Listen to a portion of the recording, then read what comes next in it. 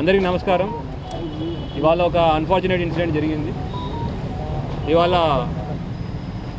Government general హాస్పిటల్లో ఒక previous accuse Riyaz అనే అతను వార్డులో ఉన్నాడు. అయితే రెగ్యులర్ చెకింగ్లో భాగంగా ఆర్ఐ గారు అక్కడ చెకింగ్కి వెళ్తే అక్కడ రూమ్ దగ్గర తలుపులు పాలగొట్టే సౌండ్, తర్వాత అద్దం పగిలిన వచ్చేసరికి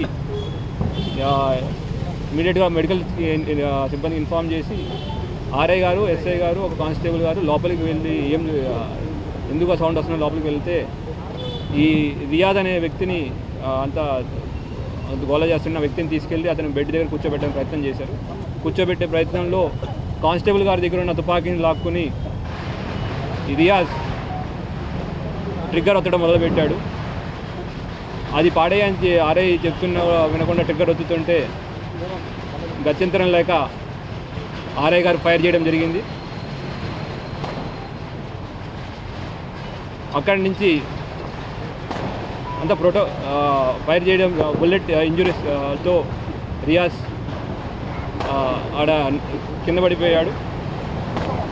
తర్వాత ఎస్ఓపి ప్రకారం దాని మీద కేసు రిజిస్టర్ చేయడం అండ్ ఎంక్వైరీ చేయడం జరుగుతూ ఉంది. Thank you. జరుగుతుంది పోస్ట్ మార్టం, ఇంక్వెస్ట్ అవన్నీ గైడ్లైన్స్ ప్రకారం అన్ని కరెక్ట్గా జరుగుతున్నాయి.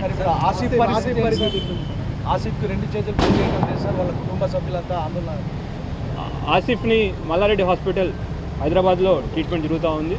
వాళ్ళ మార్నింగే 11:30కి ఆపరేషన్ జరిగింది. ఇంకొక సంవత్సరం పట్టేదాకా అతనికి అంతా సెట్ అవ్వడానికి సంవత్సరం దాకా పట్టే time. Thank you. Thank you.